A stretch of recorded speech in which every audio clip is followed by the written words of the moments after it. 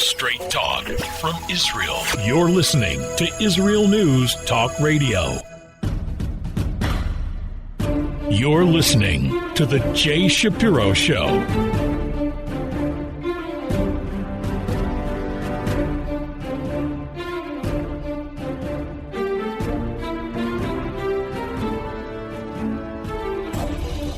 Hello again, this is Jay Shapiro. Thanks for listening.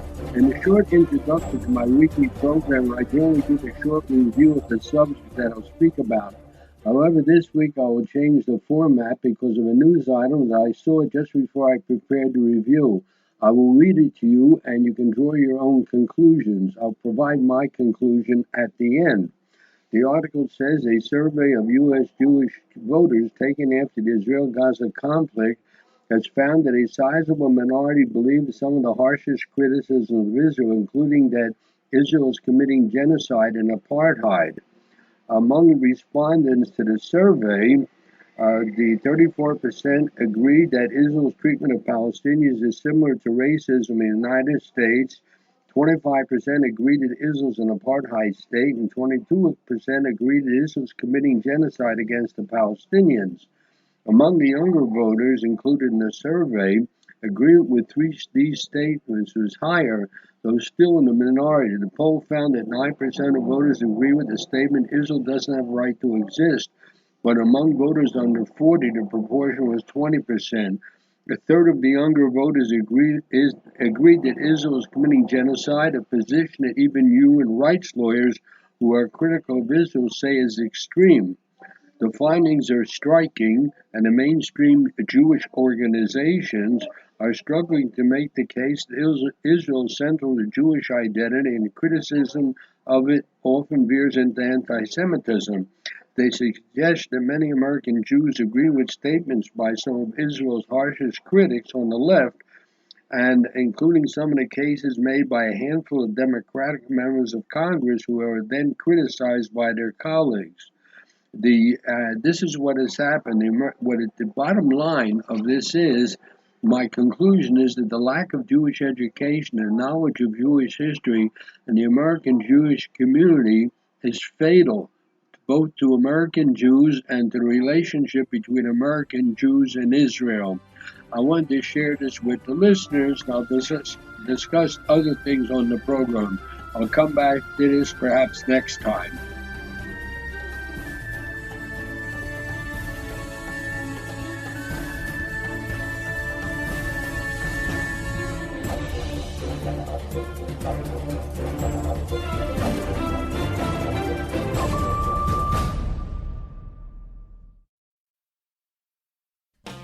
How did a nice Jewish girl from Delaware end up living in Israel? Shalom! I'm Natalie Zapinski. Join me on my show, Returning Home. Meet different people who have moved to Israel. Hear their personal stories, their highs, their lows, and everything in between. Each week, we talk to experts on immigration and the process of moving to Israel. Listen to Returning Home every Thursday, only on Israel News Talk Radio. You're listening to the Jay Shapiro Show.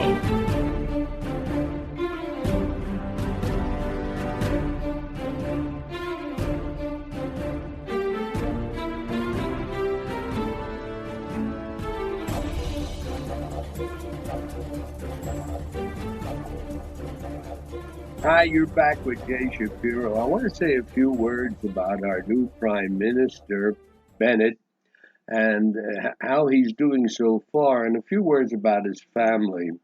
I know the Prime Minister's family quite a while. I was a Shaliach Aliyah in the United States. I was very involved in helping bring people to Israel. And his parents, Jim and Myrna Bennett, were both Shlichim, and we remained friends until this day. Unfortunately, his father passed away a few years ago, didn't live to see his son become prime minister, but I'm still in close touch with his mother. So I want to say a few words about the English-speaking prime ministers and how our prime minister is doing. There are only 3 of our prime ministers so far Golda Meir, Netanyahu, and Jim Bennett have lived in the U.S. for extensive periods, including as children, so they were educated in the United States. Both Golda Meir and Netanyahu graduated from American high schools and received higher level degrees in the United States. Meir and Bennett possessed and then relinquished U.S. citizenship, and all three had experience working in the United States. As a matter of fact, Naftali Bennett started a business here in Israel.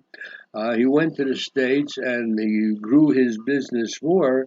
Eventually became a multimillionaire by selling his business, starting another business, and selling that one. So our prime minister now, Naftali Bennett, has a history that allows for a linguistic and cultural fluency, which allows them to speak with the United States using the language that Americans understand. Now, Netanyahu graduated MIT, was also an extremely good speaker, and he's a real good advocate for Israel dating back to the 1980s when he was Israel's ambassador to the United States. He was also prime minister for a short period in the 1990s. Now, he has been prime minister for 12 years until this year, and he campaigned a lot about the fact that he has good relations with the United States, particularly his strong ties with U.S. politicians, including Joe Biden, the American president, who Netanyahu apparently has known for almost 40 years. The problem with that is that he has been very much associated, that is, Netanyahu has been very much associated with Trump and the Republican Party.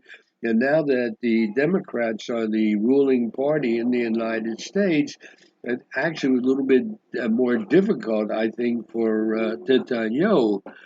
So Netanyahu, his ability to use the language of American democracy to defend right-wing Israeli policies, it was thought until now that he had such a magic touch that no other Israeli leader than Netanyahu could be expected to follow. However, the initial signs show that Bennett, whose parents came from California, he is in the short time, the only several weeks, a month he's been in office, he's already discredited the warnings that he couldn't stand firm against Washington. Now, less than a month in office, Bennett has already let the United States know that he opposes to return to the Iran deal. He's limited he has linked the rehabilitation of Gaza with the return of the remains of the two soldiers and the two civilians held hostage there. This is a stand that Netanyahu never made, and one which the Biden administration disapproves of.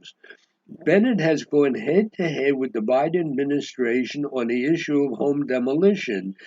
Bennett knocked down the home of a Palestinian-American terrorist indicted for killing an Israeli, ignoring a direct U.S. request not to take such a punitive measure. Bennett also didn't back down from this position, even after the State Department attacked him for it. Over the Biden administration's objections, Bennett has continued the policy of demolishing illegally built Palestinian structures in Area C, and has agreed to legalize an outpost called Evyatar, which was set up illegally at one of the major crossroads in Samaria. These steps are pretty much an extension of his predecessor's policies, and Bennett is obviously to the right of Netanyahu.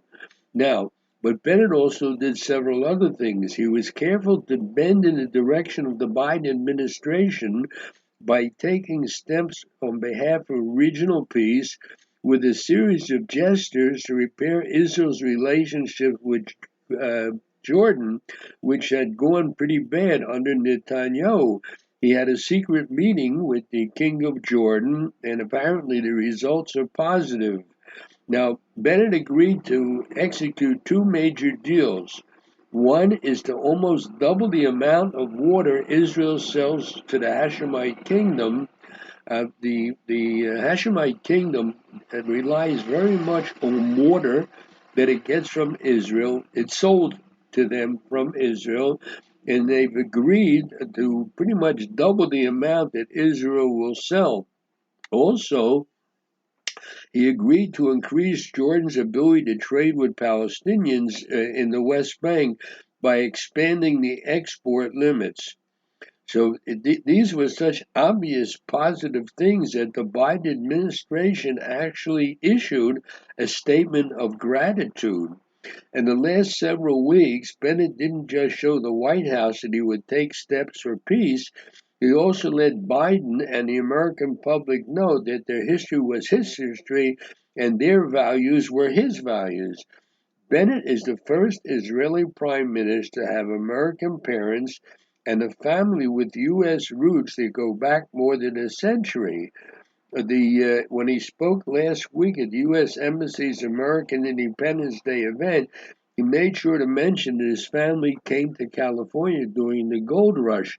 And as I said before, I know his mother quite well. I knew his father also. As I said, unfortunately passed away a few years ago.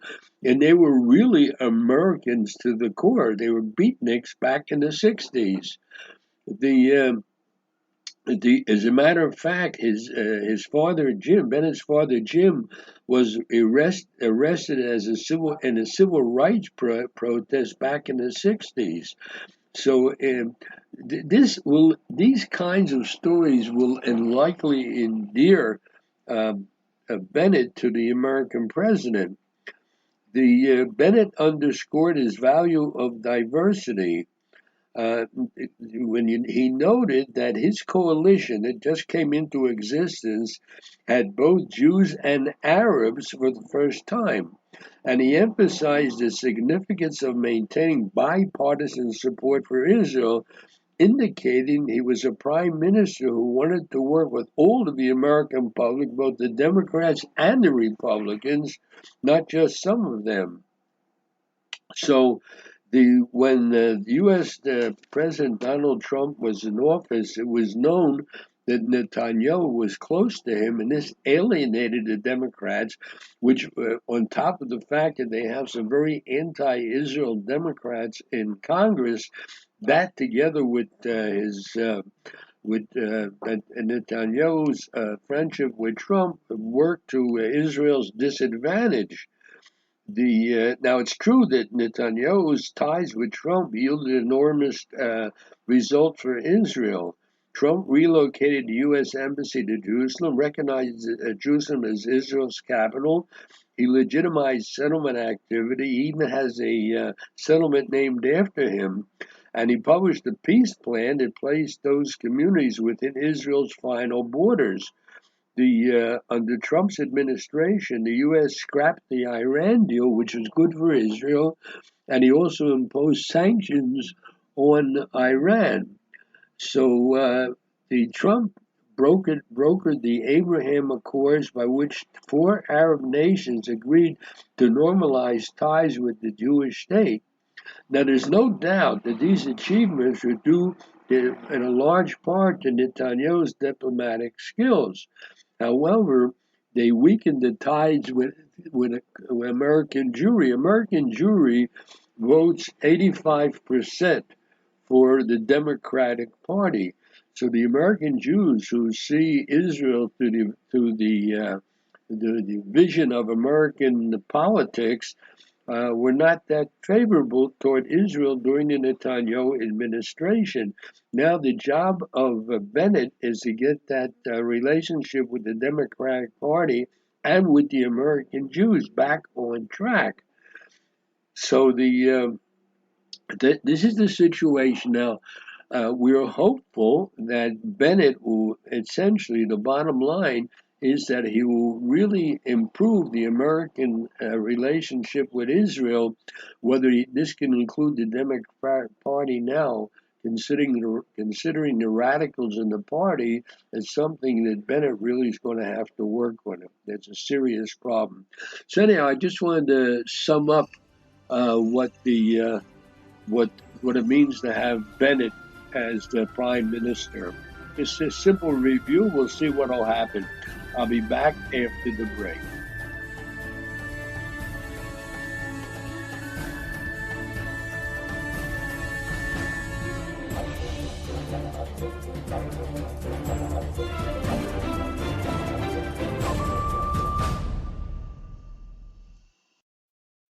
Shalom, everybody. Making a difference often takes just one moment and one person at a time.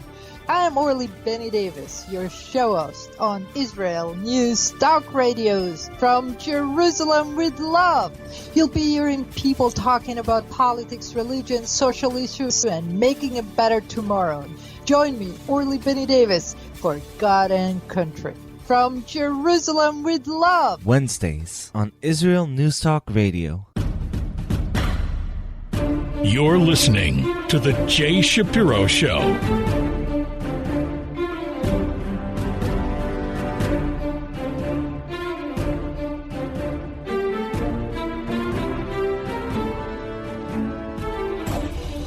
You're back with Jay Shapiro. I want to say a few words about a subject that simply won't go away, and it keeps reappearing in various forms. I'm talking about anti-Semitism. There's now something which is called the new anti-Semitism. And the best manifestation of this new anti-Semitism seems to be the United Nations General Assembly Resolution 3379. Go back in 1965. It was passed by a majority of 72 to 35, stating that Zionism is a form of racism and racial discrimination. And it's remarkable that Zionism was singled out from all the national liberation movements. And who was blaming Zionism? Well, Libya and Iraq and Uganda and those kind of countries. Now, the UN resolution was not the first libel against Jews, blaming them for conspiring to rule the world. As early as 1903, something was published in Russia called the Protocols of the Elders of Zion and was distributed all over the United States because of the generosity of Henry Ford, who was an outspoken anti-Semite. These fabricated protocols purported to describe a Jewish plan for global domination.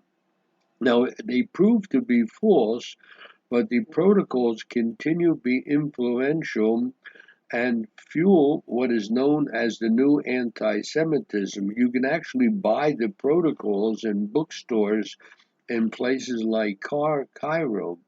So the question we have to ask or address is, what is the new anti-Semitism? The International Holocaust Remembrance Alliance, known as the IHRA, adopted the following working definition that enjoys popular consent. It is the following: anti-Semitism is a certain perception of Jews which may be expressed as hatred toward Jews.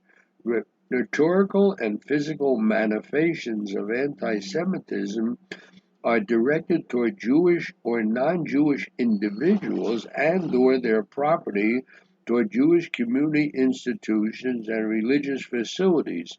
Manifestations might include the targeting of the State of Israel, conceived as a Jewish collectivity, unquote.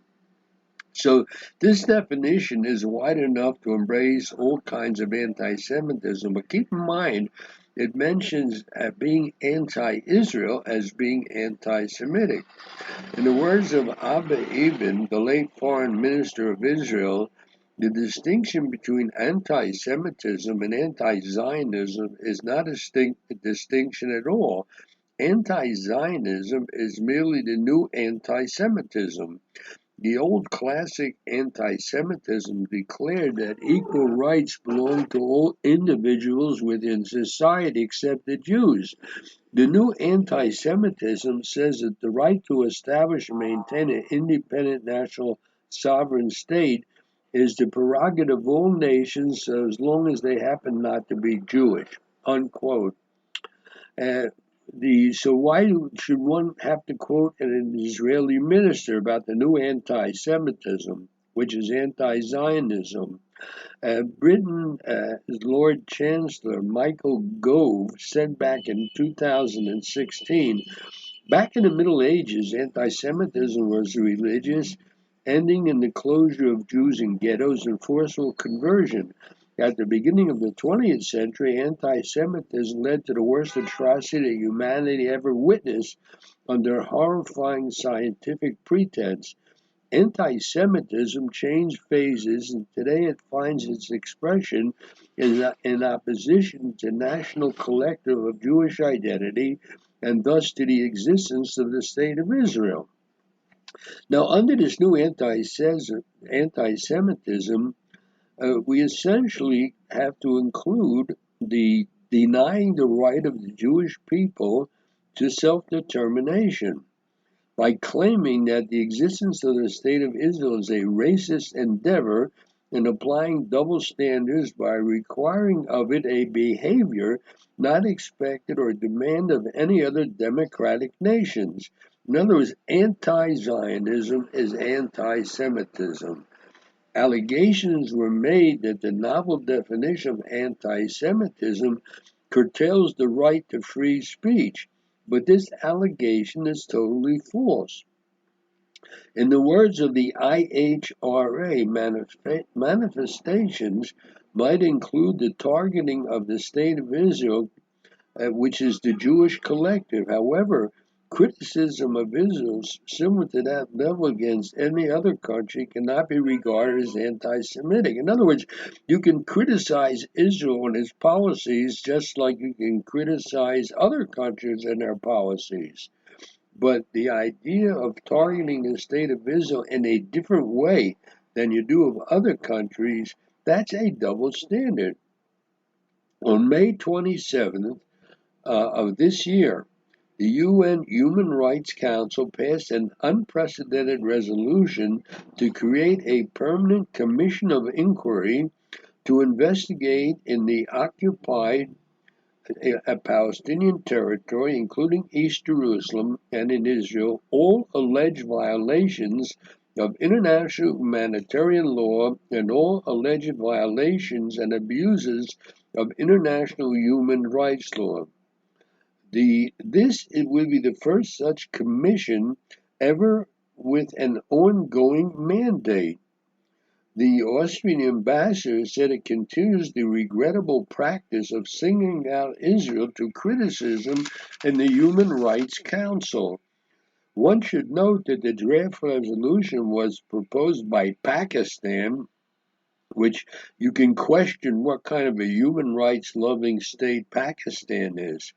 Now, the big thing in the last couple generations was the World Conference on Racism that was held in Durban, South Africa back in 2001, 20 years ago, which turned into one of the ugliest anti-Semitic events in history. The draft resolution of that event was composed in Tehran, of all places. Those who unfortunately missed the conference might get the chance to attend the UN's Durban Conference anniversary events later this year. Now, one should not be surprised to learn that 36% of the Council's resolutions during the years 2003 to 2017 condemned Israel. The remaining 64% were distributed among such states as Iran, Syria, Libya, Yemen, Sudan, and Afghanistan, whereas other places like Iraq, Pakistan, Turkey, and Lebanon have not been condemned even once. By the way, it's worth mentioning in this regard that the 2013 Freedom in the World Annual Survey and Report, which attempts to measure the degree of democracy and political freedom in every nation, ranked Israel as the Middle East's only free country. So let's look at the Boycott, Divestment, and Sanctions Camp, BDS. Those who lead the campaign argue that it is a result of Israel's occupation following the 1967 Six-Day War. It's not true. Boycotts of Jewish-owned businesses were organized by Arab leaders back in 1922, 26 years before the establishment of the State of Israel, and 45 years before the 1967 war. As of 1945, the Arab League led the boycott, which members of the Organization of Islamic Cooperation joined. So it's of interest that to note that the boycott damages the Palestinians no less than Israelis. Following the 1967 war, several Israeli enterprises established projects on the so-called West Bank. They hired Palestinian workers, and after the development of BDS, many of them moved back to Israel proper, leaving behind thousands of jobless people. And I saw that myself.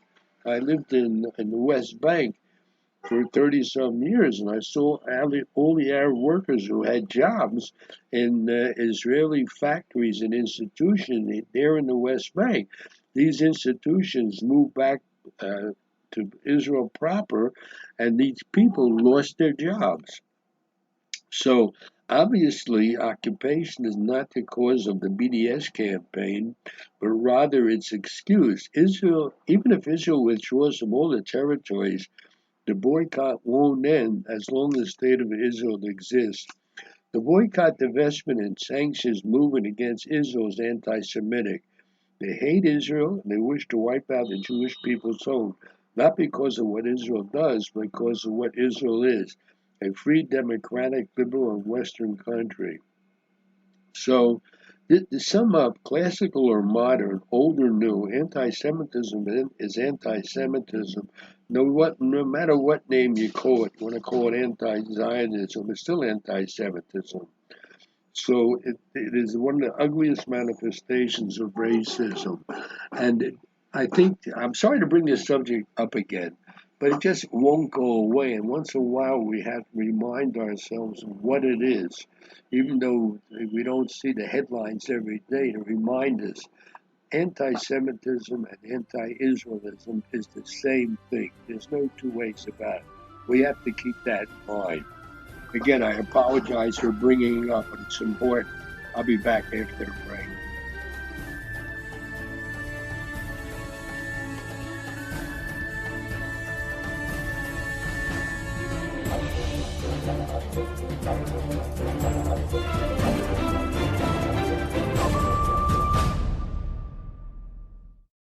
You're listening to Israel News Talk Radio. This is Shai Bentikoa, and each week I'll be webcasting to you from Judea, origin of the word Jew, a people besieged and beleaguered in every generation. Nazi Germany is but a memory, but in its place the world invented the phantom Palestinians as this generation's internationally authorized Jew killers. Tune in for a different slant on life in Israel, Phantom Nation, every Monday. Hi, I'm Rabbi David Aaron. The soul basics are the most profound, the most essential, and yet often the most neglected in our education. Join me for Soul Talk on Israel's News Talk Radio and discover the secrets to love, spiritual growth, and personal power.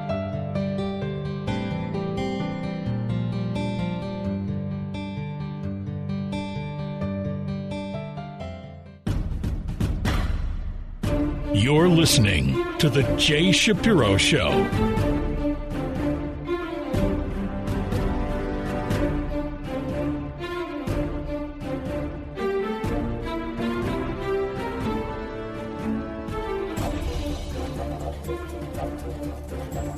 Hi, you're back with Jay Shapiro.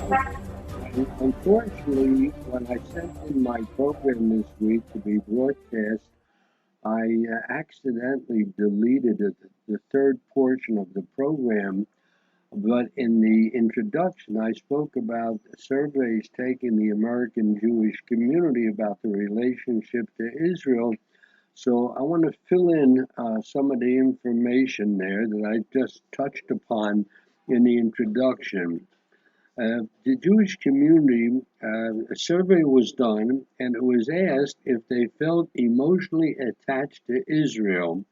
Now, interestingly, 60% of respondents to the Jewish Electoral Institute survey said they did. 62% felt attached to Israel, and 38% said that they did not. And these numbers match those in a Pew study of 4,700 Americans released just 2 months ago, which is strikingly different than the Jewish community in which I grew up.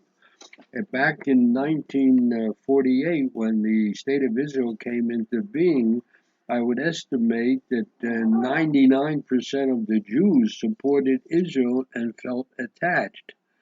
So this new survey presents the latest challenge as the new Israeli government endeavors to repair ties with the U.S. Jewish community that it seems became more alienated during the last 12 years when Benjamin Netanyahu was prime minister. The survey shows, and this is the important thing, that's something I mentioned in the introduction. The surveys have found that Israeli and American Jews know little about one another. Asked about the two-state solution, 61% of survey respondents said it was their preferred outcome. The two-state solution, 61% agreed. 19% said they preferred annexation of the West Bank, which of course would deny Palestinians the right to vote in national elections, while 20% said they preferred establishing one state that's neither Jewish nor Palestinian and should encompass Israel, the West Bank, and the Gaza Strip. The Democratic lawmakers who lashed out at Israel during the conflict last month included Representatives Cori Bush and Ilhan Omar and Rashida Tlaib, have also raised the prospect of cutting aid to Israel, while a substantial majority of survey respondents, that is Jews, 71% that it was important to provide financial assistance to Israel, and a smaller majority, 58%, said it would be appropriate to restrict aid to Israel so it could not spend U.S. money on settlements. A majority, 62%, supported Biden's reversal of Trump's policy of cutting off aid to the Palestinians. The survey showed continued support among Jewish voters for Biden for the Democrats, which is commensurate with an American Jewish community poll taken 3 months ago. By the way, among the Orthodox, who largely voted Republican in the 22 presidential election, Biden had 31% approval, but a higher number, 44%, how he handles Israel relations. He earned only 37% among the Orthodox for how he handled the conflict. Now, asked whether they would prefer a Democrat to a Republican to vote for Congress in next year's midterm election, 68% favored a Democrat and 21% favored a Republican. Now, there also were domestic issues, including concern about anti-Semitism. Concern was high at 90%. 61% believed the threat came from the right than it did from the left, and the 22% said it came from the left. Voters felt that the threat was equal from both sides was about 12%. Among the Orthodox, 69% said the threat came from the left, 10% from the right, and 18% from both sides. So what does this all mean? It means the following. As I understand it, This survey of U.S. Jewish voters, which was taken after the Israel-Gaza conflict a couple months ago, has found that a sizable minority believe some of the harshest criticisms of Israel, including that it is committing genocide and apartheid. That's the Jews feel this way. The thing was commissioned by something called the Jewish Electorate Institute, which is a group led by prominent Jewish Democrats. 34% agree that Israel's treatment of Palestinians is similar to racism in the United States. 25% agree that Israel is an apartheid state, and 22% agree that Israel is committing genocide against the Palestinians. And if you break it down, among younger voters included in the survey, the agreement was higher, still in minority. The poll found that 9% of voters agree with the statement, Israel doesn't have a right to exist. But among voters under 40 years old, that proportion was 20%. That's very interesting that there are Jews in America today who agree that Israel has no right to exist. A third of the younger voters agreed that Israel is committing genocide, and a position that even human rights lawyers or critical of Israel say is extreme. Now, more than a third agreed that Israel is an apartheid state. And these findings are striking, as the mainstream pro-Israel organizations struggle to make the case that Israel's central Jewish identity and the criticism of it often veers into anti-Semitism. They suggest that many American Jews agree with statements by some of Israel's harshest critics on the left, including in some cases by a handful of Democratic members of Congress who were then criticized even by their own colleagues. So there's wide approval of President Joe Biden and deep concern among Republican efforts in Georgia and Florida to tighten access to the ballot booth, which is one of the major issues in America now. Aside from confusing the listener with all these statistics, there's one bottom line number which I think is worthy of discussion. Asked if they felt emotionally attached to Israel, 62% of respondents said they did. Only 62%. 38% say they did not. Now that's very interesting. In other words, 2/3 of American Jews feel somehow attachment to Israel, and approximately 1/3 do not feel any attachment to the Jewish state. It came into existence almost 2,000 years after the Jews were exiled from their own country. So when I was a kid, they would never have resulted in numbers of these proportions. We were so happy that the state of Israel came into being, particularly after the Holocaust. For had the state existed before the Holocaust, millions of Jews, which had been alive, 6 million Jews were killed during the Holocaust, when the countries around the world would not take the Jews in. Famously, at a conference held in Avion with the various countries before the war, whether they would accept Jewish refugees, the Australians said they would not accept any Jewish refugees because they did not have a race problem and they didn't want to introduce one. This is the same country that was discriminating against their own native population. But that's a story unto itself. The bottom line that all this means that there is at least 1/3 of American Jewry who feel no attachment to the Jewish state, and that is absolutely shocking. I think what it indicates that there's been a tremendous lack of Jewish education. And when I say Jewish education, I don't mean that simply education about being traditional or religious. I'm talking about knowing what Jewish history is all about and knowing what it means when the Jews did not have a state for almost 2,000 years and the way they suffered in many areas.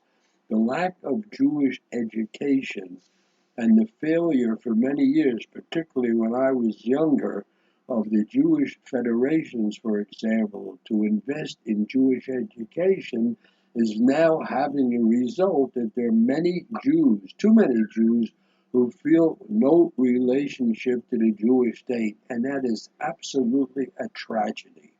And therefore, I think that the bottom line is there has to be an increase of Jewish education and a knowledge of Jewish history.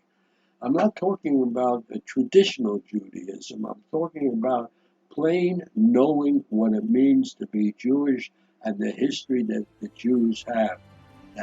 It's been neglected for many years, and we are now seeing these very unfavorable results. We'll talk about this perhaps more next time. Take care of yourself. Jay Shapiro signing.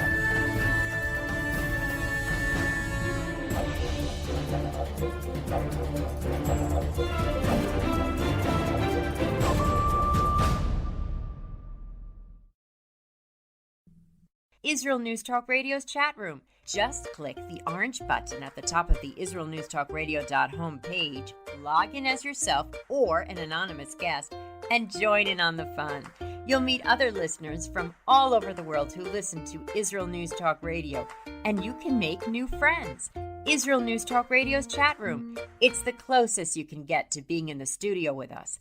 We love listening to Israel News Talk Radio. Where can you get the inside news on Israel?